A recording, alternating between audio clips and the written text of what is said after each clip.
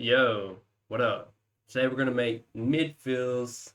Yeah, not like the baseball, like mid fills.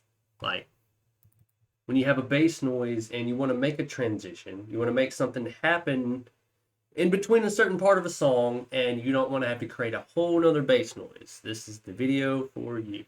So I have a drum pattern here. I'll just play it just real quick, super short. It's just a bunch of audio.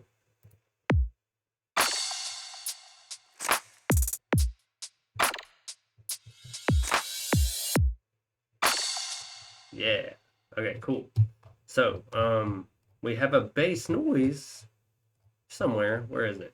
It's right here. This is our bass noise. Here's the bass patch right here. Analog synth or analog sine, debussy into the sine wave. FM from B, right about there.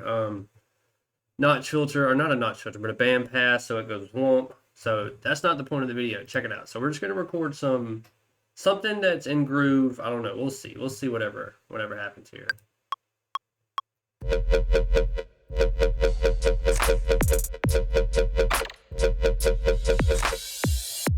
Okay, so we have super simple MIDI notes here. Let's listen to the groove just a little bit and see what it sounds like.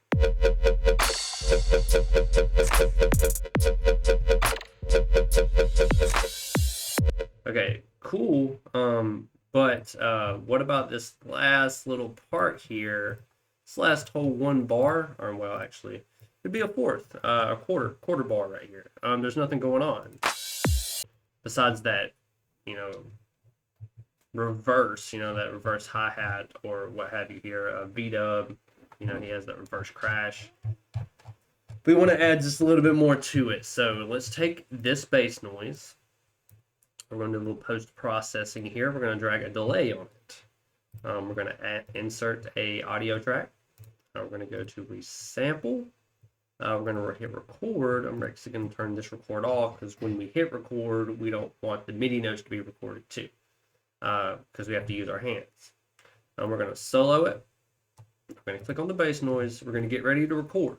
Before we do that, we're going to turn off the, sync, turn off the sync. Get ready to start moving these around. So take a little bit of the highs, a little bit of the lows, or to taste, however you want to do it. You could potentially crank up the dry wet and the feedback. Just depends on what you want to do. In this case, we are going to do that. So we're going to get ready to record here. We're going to punch it up and get it to where we can control the delay knob. I'm going to hit record. So we're going to create a mid-fill, something to create craziness, a little time warping in a sense. So here we go.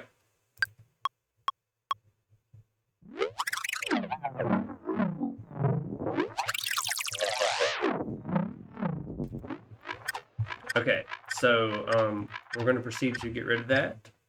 We're going to create a new audio track here. Let's go see what it sounds like, Let's check it out. Solo the track.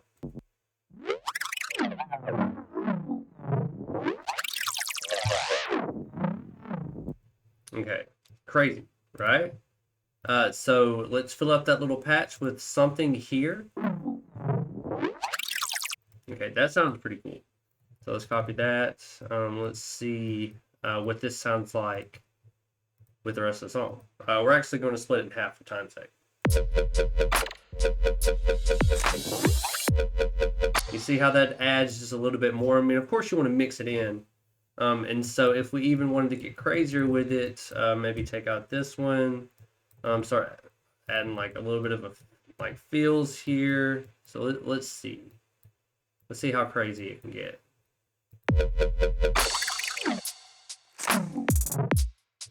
Okay, so these MIDI notes are not actually on the grid very well because I think I played them, which is okay. Who knows? Let's just create a whole new song. Let's see what happens.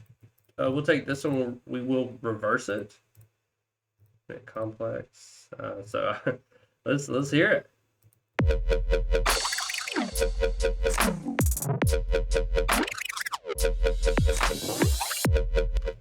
Kind of cool, right? So maybe if we even took this one, repitched it, stretched it way out, and like this is when you would be able to find like a really long transition. Like if you were gonna, you know, take the drums and everything out here. Like for example, if you just took that whole last part out, so like in context with the last 4 bars.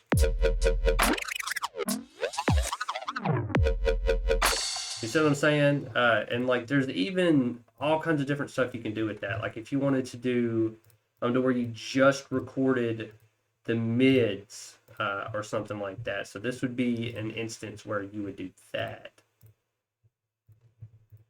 Let's see here.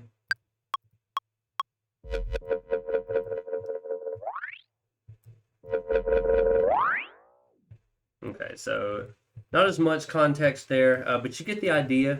That's how you can create, you know, you can use this with any bass noise. Like, please take a saw wave and do it. Take an FM sine wave. I mean, you don't have to be as complex with this process as you think you would, because that delay is really going to make it crazy.